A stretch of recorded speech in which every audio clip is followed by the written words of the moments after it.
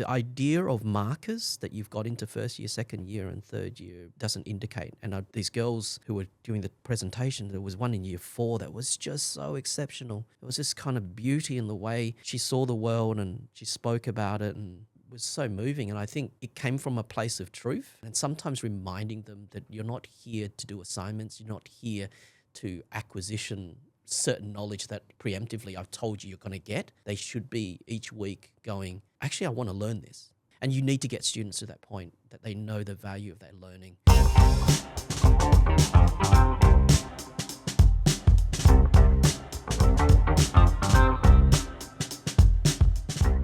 Khoa Do, you're a bibliophile, you're an architect, you're an educator, you're a futurist of kinds, you're a father, a son, a husband, a grandson. Thank you for joining us here at Scotch College, and welcome to the Range Project. Thank you for having me.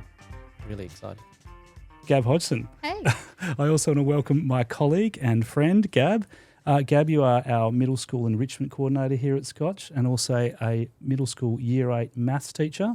You're also a bit of a sailing extraordinaire, and in a past life, an urban planner. So I think there's going to be a little bit of crossover here in your two worlds. So I'm really looking forward to having you on the podcast too, Gab. Thanks for inviting me. Pleasure to be here.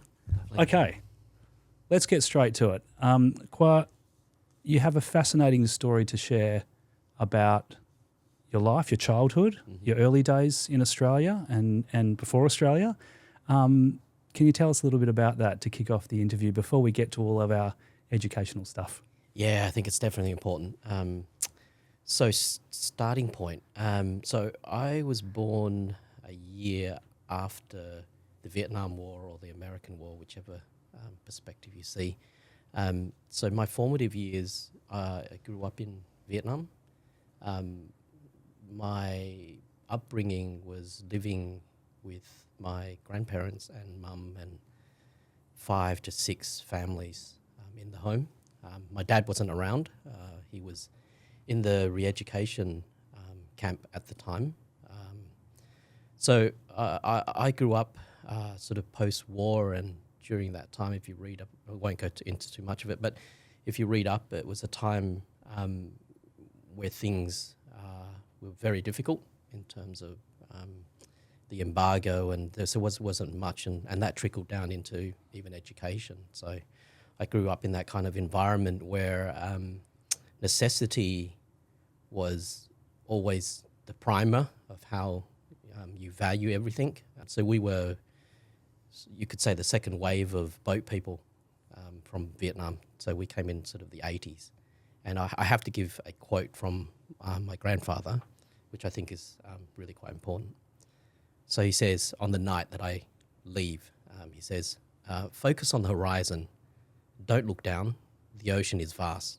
Focus on where it is that you are heading and not on the uncertainty and fear of the ocean. Never look, because the path is ever forward.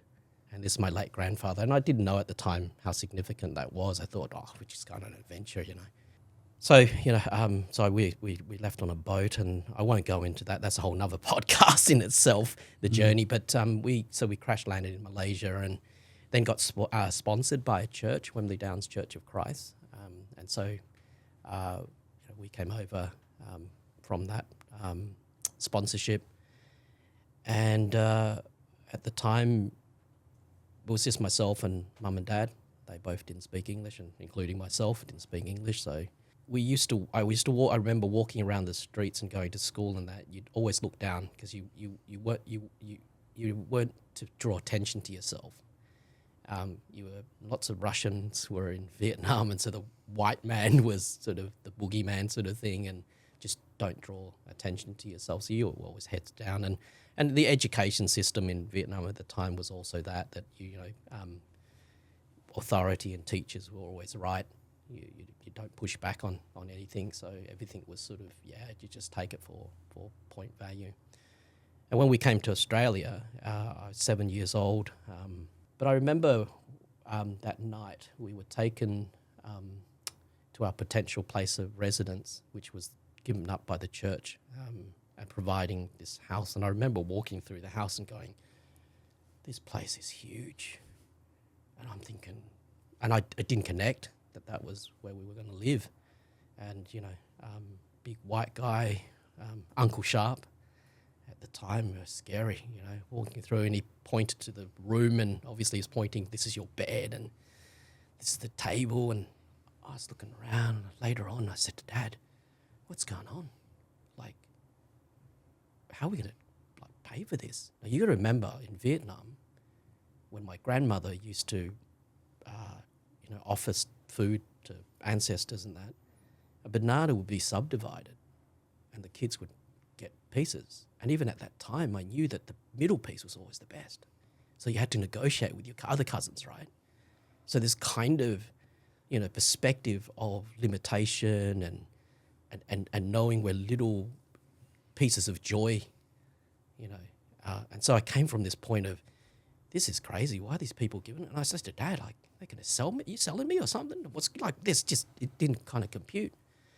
I didn't realize it was a church that sponsored us and things like that. But those sort of early formative years, I started moving away from seeing generosity and, being grateful for things and kindness and, all these things were just evidentiary because it was just lived. As a young child, you got to remember my young formative years wasn't like that. Everything was competitive. Everything was kind of, you had to earn it, and it didn't equate. And so and obviously my parents came over at a time and they didn't speak English, and in the 80s, I lived in Scarborough, so I grew up in that sort of area. I was thrown into Scarborough Primary School, and I was the only Asian kid. I was kind of like, what's this weird guy who doesn't speak? Is he mute? And people used to ask me, like, your English now is really good, Khoa. Like, you speak better English than most of us folks. And I go, I didn't learn, so I was asked to explain, like, I didn't learn English in the sense that you sit down and you learn it grammatically and you learn the structures. For me, it was communication. For me, it was dialogue. It was kind of like, I'm deaf or I'm mute. So the only way to press the play button is to be able to communicate. So I learned English in context. So everything was sort of course, and the teacher, Mrs. Orr at the time, poor Mrs. Orr, she didn't know how to teach this young kid who, he's waving his arms and he's always sort of maybe frowning, don't know where, where's he coming from? How do I teach this kid? And I used to have, Cosmopolitan and all these kind of magazines. She'd ask me to cut out things and I'd stick it into this scrapbook, and ever so often she'd walk back of the class. I'll sit in the back of class. She'd walk down the class and she'll come down and she'll say, aeroplane. And I'll be like, aeroplane. But I couldn't say it. I'll be like, it was the one word. It was it was the one word that was burnt into went home and I was like, aeroplane, airplane, arrow, and the word you just couldn't, anyway. And I remember Mrs. Orr, and at the time it just kind of felt like I wasn't learning quick enough, and so on. Anyway, but so I arrived in Australia in the 80s. Went to Scarborough, and it was tough. I can't recall a day I didn't cry. Like each day I would just cry, but I'd go home and tell my mum and dad. They'd be like, so how was school? And I'd make up sounds. I'd be like, but blah, blah, blah, blah, like I'm, some thing, and they go, oh, that's excellent. What does that mean? And I'd be like, yeah, it's like hello, but I wouldn't. And she goes, oh, that's good. So next time when the church come over for dinner, you're gonna stand up and you're gonna speak, and they're gonna love it. They're gonna, and it's our way to showing their gratitude to them. Dad's, was saying to me, Khoa, we're in a new place. You're the only person that's going to be able to be our, mouthpiece. You're the interface between, and so Dad, was fueling me, and some of the things he would tell me, I'll read some of them. Dad, so these are some lessons from Dad. New knowledge is wealth. Being poor is all in your mind, and being broke is a temporary state. true wealth is in education. So it was kind of, know that every time someone's teaching you or giving you, they're actually giving you like almost money, that's indispensable, right? Don't take things for granted because it was granted to you for a reason, right? So when people give you things or offer time or whatever it is, just know that it was granted to you and just don't misplace it, don't take it for granted. So that reminds me that with granddad and dad, the two kind of fusing points for the way the two approach with my I guess weight that was going to be handed on. I think granddad kind of knew at the point, but to me the fusing point was this: reference points is where things begin and end. So know that it always comes back to that point. All right. So and so let's fast forward a little bit to now your educational life. Where did you find yourself in this world of architecture and design, and then I don't want to tell the rest of the story because I think it's really interesting. Yeah. But tell us a bit about your educational background.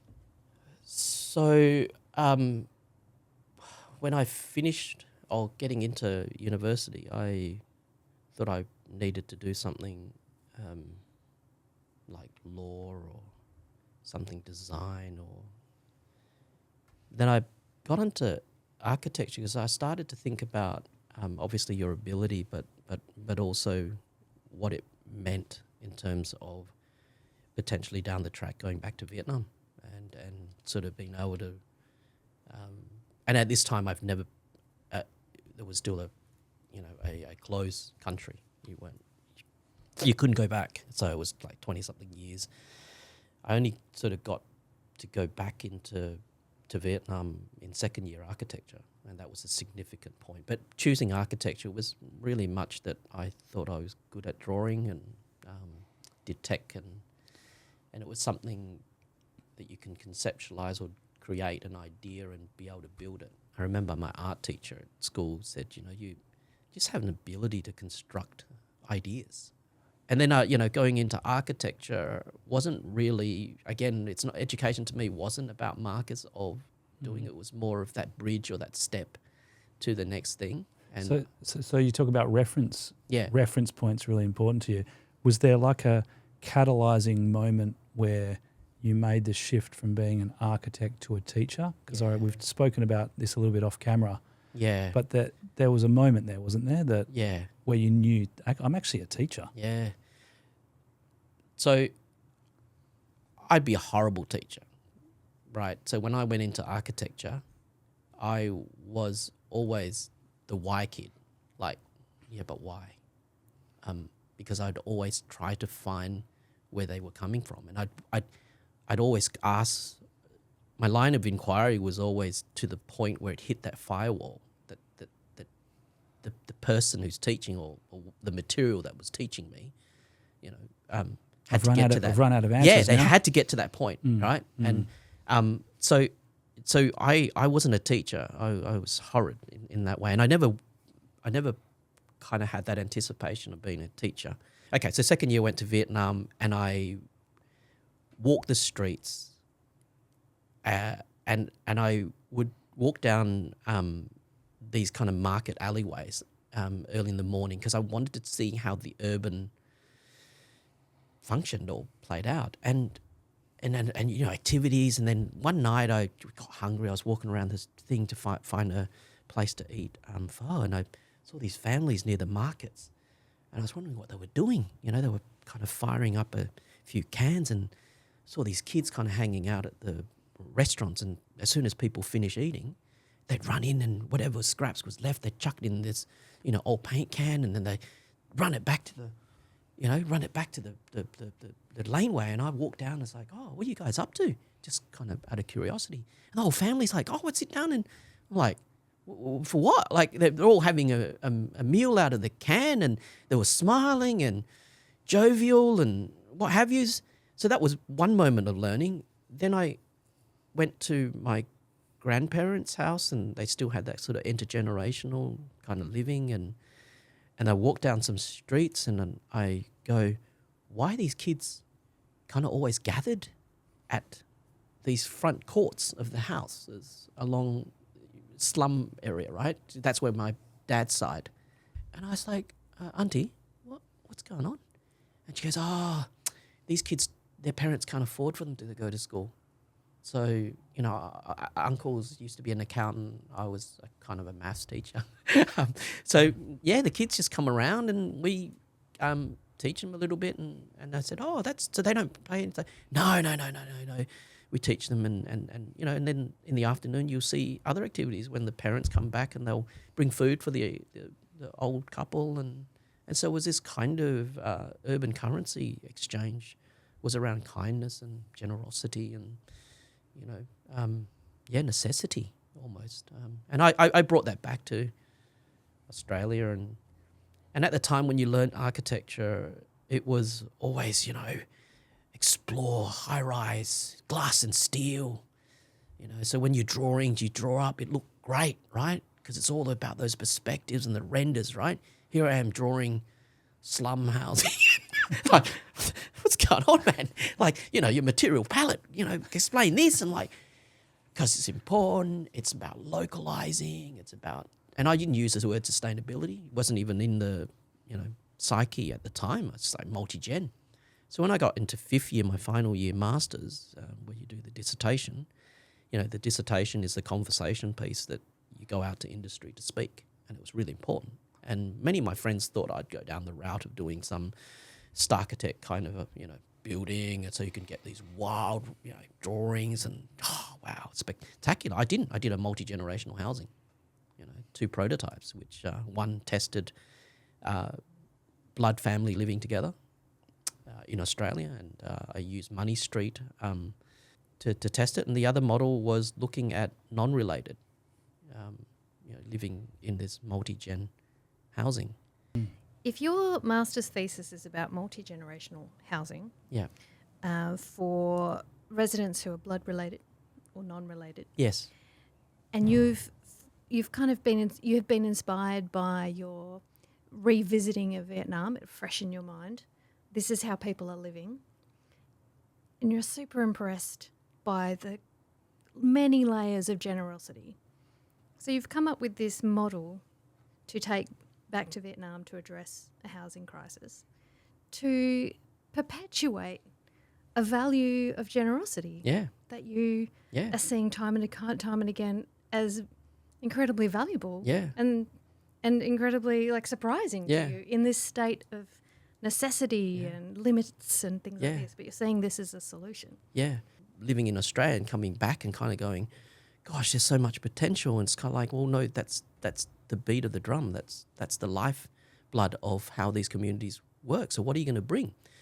And so I took my thesis back to Vietnam as a vehicle, a conversational piece to start engaging with locals there. And I met with some architects there, expats. They said, mate, Khoa, you know, it's great, good endeavour, but an architect is a businessman. You're not going to get through. And I went, what do you mean? I'm an advocate. I'm a, you know, green off the... I said, no, mate, you got to get back into education. You know this. Education is is the pinnacle. So if you come back and you speak through education as the vehicle of change, people will listen and people will respect it. Because education is noble. Teaching is noble, right? People know you do it because there's a aspiration for a future-placed thinking and so on, right? That you see a generational shift because you are the currency of change, right? Architects, they build places and they probably try and build it really cheap. You know, it's all that stuff. You're a businessman. Over budget. Yeah, over budget and over detailed and you come on. But getting to your question, Sam, really quickly. So I went back and I put in for a PhD, as you do, to get back into studying. And but while I was doing a PhD, my former teacher, professor, got me to do some tutoring with him. So I tutored a couple of units, and it was all about taking techniques of visualization, and then modeling was one of my strengths. So I was like, whoa, man, this is not right. Like, I was like, I'm still learning the ropes. So it's almost like learning it the night before to get in, and I kind of survived that first semester, just to live by, and I just had the ability to speak. So I thought, at least I'll try and engage, and didn't know pedagogy or anything like that. I just knew that, I remember back when you were learning what was really, it's a conversation, it's getting them to endeavour, shifting them from fear to whatever those, exchange and play with that, right? Play this game with them, let them, don't focus on the, the end game. Make sure that you're prototyping, testing and whatever, and bring, this kind of excitement to the way they learn. And it kind of got me through the first semester, but said, this can't be it. This can't be it. So I walked down to the School of Education because I thought, well, I'm kind of educating. So I walked down to the School of Education, knocked on the door. Grey hair fella, old guy. What's up, mate? I'm like, just wondering. So I told him the whole life story. He's like, come on, man, get to this point. He goes, here, gave me 3 books.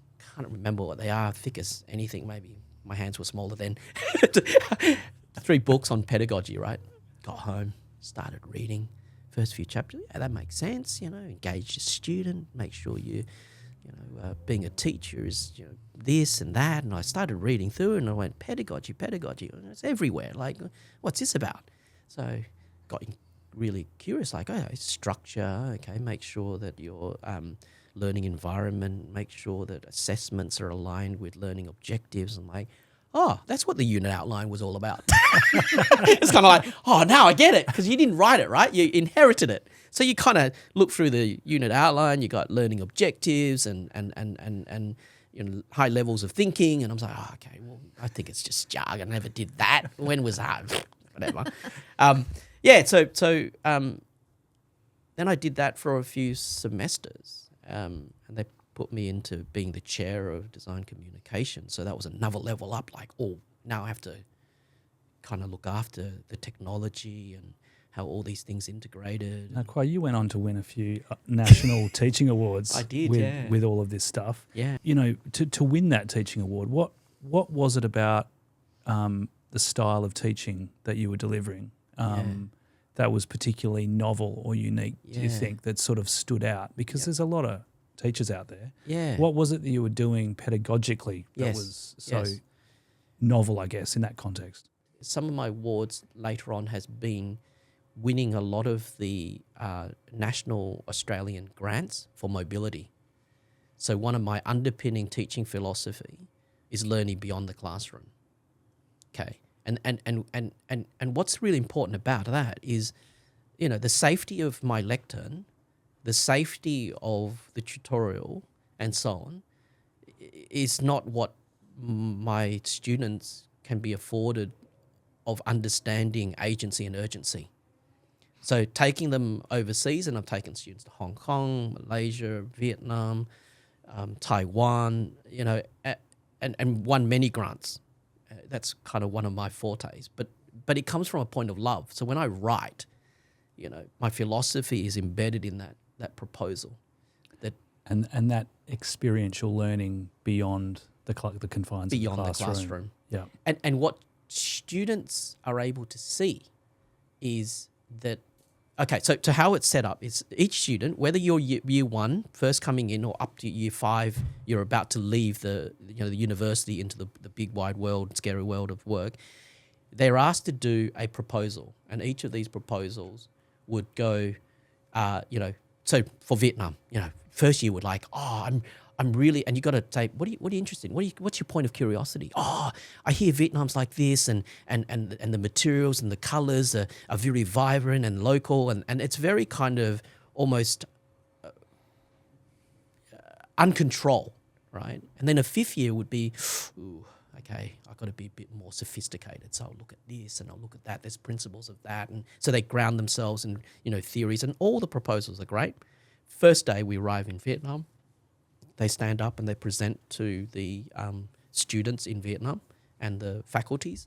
My proposal is to look at the materials of Vietnam and and they'll have these kind of reactions from the crowd, like, what, really? And then they'll come up and they'll say, oh, your proposal with materials, you shouldn't be looking in the city. The innovation or the frugalness of what we do is under necessity, and you've got to go to this town. And so there's this kind of liberating moment where the students just go, and I say that's what architecture is, because there's presumptions. When you come into things, your blindness is always your presumption, right? And you've been taught. You guys have been taught since first year, right? And go to Toffler's quote: "The illiterates of the 21st century will not be those who cannot read, write. It is those who cannot learn, unlearn, and relearn." And so you paid all this money to have precepts. It's actually taking those away. And so when we go to these, I think that's really important, that tolerance for risk too, to learn and unlearn things, because when you're a novice, it's starting something out, no matter whether it's architecture or in our classrooms, you kind of do want a rule book because you're a novice, right? You want some heuristics or some kind of little framework that you can at least pin some ideas on, because otherwise you're a bit lost. Yes. But it's that ability to then know you've got the rules down and then keep sort of taking risks to keep progressing, learning new things. Yeah. That's a challenge, I think, for kids. They fall back on that structure. They want a little bit more certainty. Yeah. But yeah, sorry. Back to you. But being able to get to that point where you're in service of others. You're in the service of others. Yep. And so your predetermined ideas, and you're right. And so you could say, working or learning in uncertainty is quite important.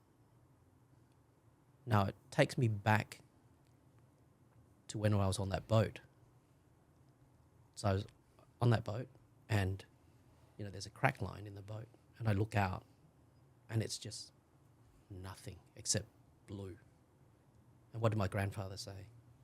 Don't look down, mate. Just look straight. Look. But this thing, I take my kids camping, and I have these moments of kind of like, that's crazy. That's a raft. You wouldn't even call that a boat. And we're in a lake.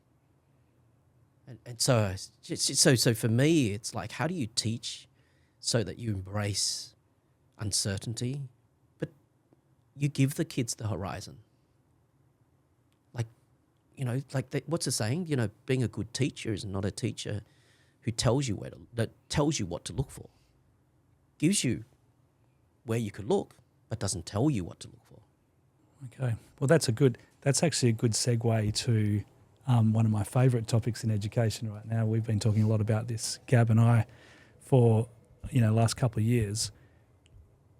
What about the future of education now that AI is kind of giving kids somewhere to look, so to speak? The AI is giving kids the answers, giving university students the answers. We've talked a lot about our philosophy and your philosophy and all the beautiful, great things about education. But what are the challenges you see coming down the pipeline now with the advent of this technology? Because it is going to be pretty profound, not just for architecture, for tertiary education, high school education. What are your thoughts on that? Which end of the strings do we pull? And I mean, from a, do you talk it from a learner point of view, or do you talk it from a teacher point of view? Do you talk about the disciplines? So I think certain disciplines would lend itself to, in the first instance, change might seem okay, because it's like law, for instance, might be, because some of the sort of repetitive stuff could be replaced or enhanced. I'd rather use the word enhanced. And maybe, to me, any new or any any alterations of thinking or shifts in doing is important, whether it be impacted at the start and we see, lots of dings and lots of dents. I believe we can always push those dings and dents out and reshape it and reform it. Maybe it becomes more aerodynamic. Maybe a car needs more golf dimples, in context. I think AI, I embrace it 100%. I think that actually students and learners are prototyping with it. And what I would say, though, if you were to speak to students about AI, is that it is a system built on relationships. And what I mean by that is as you algorithmically engage with the AI, it retains that interaction. And remind the students that, when you learn, so you learn things from your parents, you learn things from your teachers, you learn things from your coach, you learn things from your mentors, you learn things from your friends. But each of the kind of teaching or what you get from each one is different. So what is AI? If you engage AI, know that you're engaging it maybe as a coach. So a coach doesn't come out on the field on Saturday and play the game with you, does he? He or she, right? But he or she says, do you know what, Sam? You got those attributes. You got to play that position, mate. Or, Sam, not this week. It's raining. You're terrible in the wet. Right? That's a coach, right? So are we engaging? So are we seeing AI in this moment of engaging as a coach or a parent? So then the word of, Mum, I know you got my back. I know, but I think you'll be blinded by love, right, for me. So even if I do something bad, you'll say it's good, right? So to know the limitations and constraints, but the significance of that relationship. And I think that is really important. And I think and again, it comes back to, I started this whole conversation about knowing that you're not becoming, you're learning these things to know more about you. Like every step you take forward, look back and look at that reference point in which you go. So when you go with AI, don't just progress forward. Give me this. Like, well, what you're building in this relationship is give me, and you actually dumbify it. Like you dumbify AI, right? Or you strip it back to this transactional thing, and it doesn't progress you. I think that the world will move further and further where access to, through whatever, maybe later on you can get an earpiece and literally just, you're speaking it and they go, oh, what Sam's saying is this. We don't know where it's going to go, but we'll go down that path. It'll make the easiness, the soft landings and, so on. I think that's right. I think I've heard OpenAI has just bought Johnny Ive's design company for $6 billion, the guy who designed the iPhone, basically, Yeah. to have wearable, effectively ChatGPT wearable, which is coming down the line. So, yeah, I think you're right. It's going to be just integrated, invisible almost. Yeah, I mean, like in operating theatres and so on. And that's what I was saying. Like, I can't answer that question unless, like, for operating theatres, I mean, doctors will, straight away go, what's the percentage of this particular? And so the diagnostics will be tethered in real time and doctors are performing and straight away, things that in an architectural meeting, the idea that an architect will just come up with this thing is no more, because the client who's coming in will say, no, model the fail point. We teach them to find out where your design fails, the fail point, the tipping point, the point in which it doesn't work, right? And I said to Andrew before, like, one of the struggles or the battleground that we have created, and it's our doing really, the education system, is we focused on so much around performance in terms of grades, right? Even the grading system. And I have many students throughout, and it was a real struggle, is trying to say, mate, look, find purpose in your learning, leave the grades, but I need to get distinctions. Like, okay, so then it got me thinking, well, what is a distinction? The university puts on the unit outline that distinction is 80 to so on. A high distinction, distinction is 70, and credit and pass and fail. What does it all mean? I said, how do I explain this thing? I mean, it's quantums and it's realistic. How do I explain it in a design sense? So I said to them, okay, forget the alpha, forget the kind of numbers, right, of this, numerical, and forget the alpha for a moment. So when you get a pass, right, it's plausible. So your endeavor meets a certain level of, so if I want to make this cup not leak and under the strain of heat and so on. It's plausible, it does it. Okay. Credible, you might say, but now I'm going to make it aesthetically beautiful. Okay, so you've notched up a little bit more. So now credible, it shifts from, standard. People will keep it now. They're not going to throw it out. Plastics, right? they go, I'm not going to throw that out. That's valuable, man. It's beautiful, right? I'm going to keep it. So it's like it's credible now. It's move it. Distinction. What's distinction? It's distinctive. Why is it distinctive? Well, out of all the beautiful ones, this is like, mate, whatever that is, right? And then what's like kind of high distinction? That's like exceptional. So then, explaining that, they'll come back and they say, yeah, but like there's 3 of us or 4 of us. Can you explain to us, like, how do you mark? Like, how do you mark? And how do you know? Andrew keeps getting HDs. And he's effortless. He does probably less than us. We drew 20 drawings. He did 1. And you gave him a HD. Well, how does that work? And then I go, okay, I'm going to have to analogize this. I have to explain it. And one day I went, okay, that's it. I love teapots. I drink tea a lot. So I said, okay. Here's 5 briefs. They're all the same. Like, look, printed the same paper. Everything's the same. I've given it to all, 3 or 4 of you. Design me a teapot or a kettle. I was like, okay, cool. Go back. All right. Come back the next day. Right. Gab comes back. She goes, mate, giving you a teapot. It keeps water and it boils and does all that. So functionally, it's a teapot. On point. Why do I not get a distinction? Wait. How do I would do better than that. Yeah, I know. Yeah. Sorry, I should have gone the other way. You should have. I knew as soon as I said, Make me the functional student. That's I'll be right. the functional student. So functionality, great. Next student comes back and says, do you know, Khoa, teapots and that are not really ornate or kettles. You kind of leave them inside. You don't display it when you're not using it. So I've made a functional of boils and it does that and you want to display it because it's got this kind of ornate, beautiful. Cool. All right. Okay. Next student says, oh, Khoa, how do you drink tea? I said, well, I drink it with my mate. Like what? Just one guy? Yeah. I mean, that teapots to me is like a conversation, 2 people, and I share. It's like, oh, okay. I've designed a teapot, functional, beautiful, and you know what? It only boils enough for 2 of you.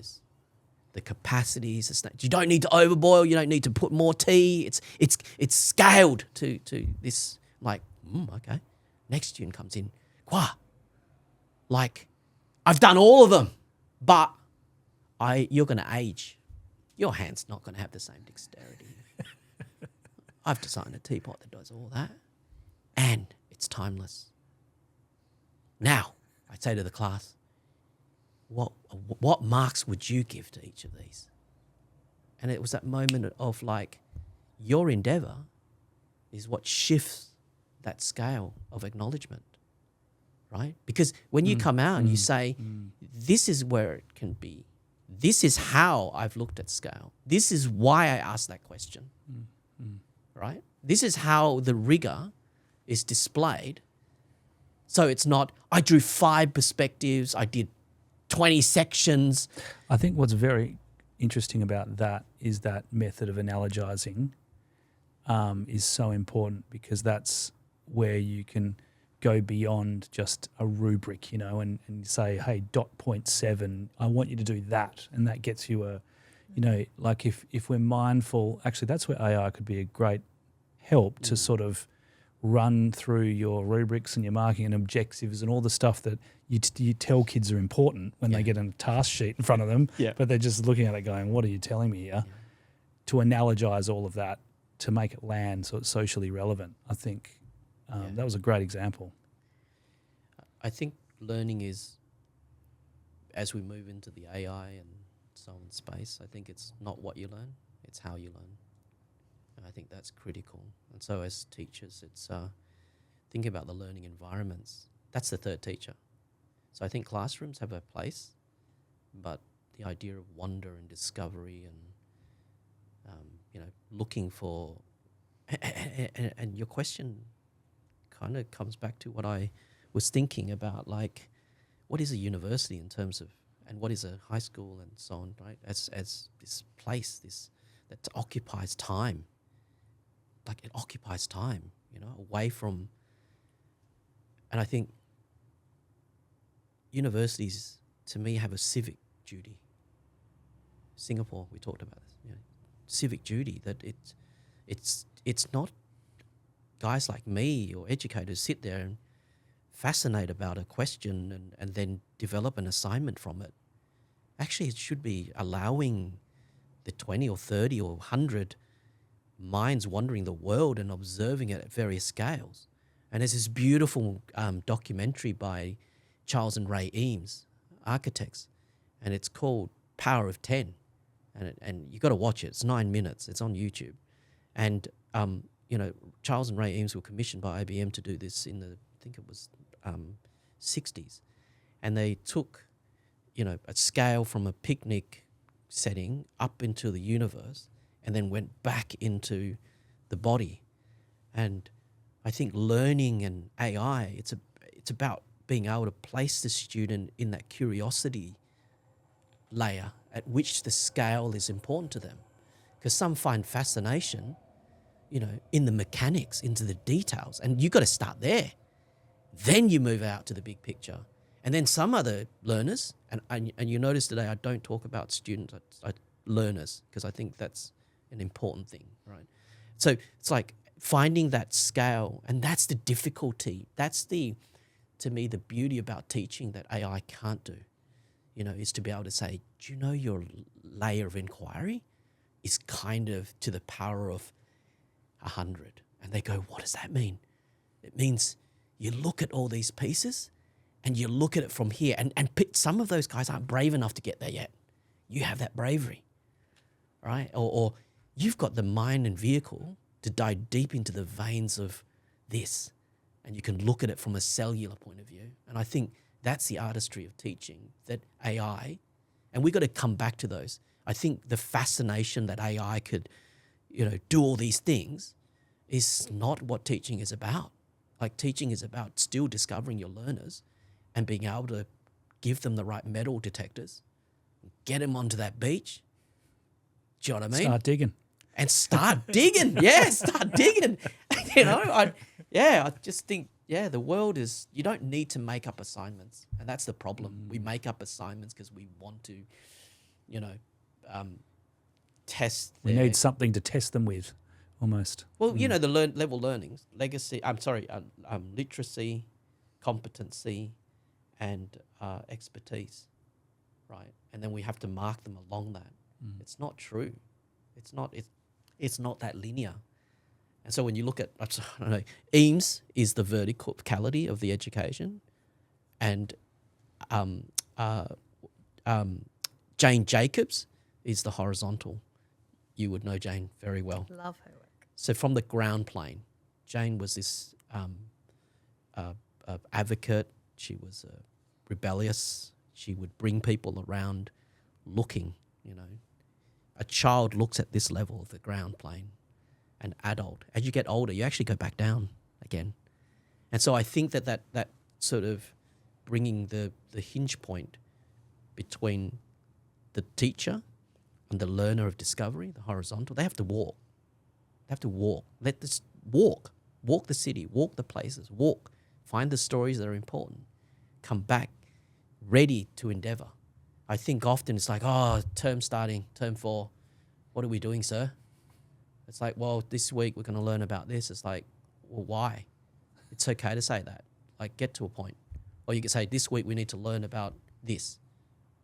But this week, go and find discomfort about it. What what's discomforting about this to you? Or what is come back with a word, and then that's your center point of significance. Then develop your learning around it, and then the AI can't answer it because you can't go, well, what's significant to me? It's kind of like you have to. What's significant to you? It's like, why? And they might regurgitate AI, but you say, well, no, hang on. Give me a reference point in your life or in thing. Give me you have to. AI can't tell you that. So I think it's in the craft or the value of teaching has to go back into those kind of fundamental pedagogies. I could talk and you could talk all day to people about, project-based learning, experiential learning, place pedagogy, or we could rant all that on.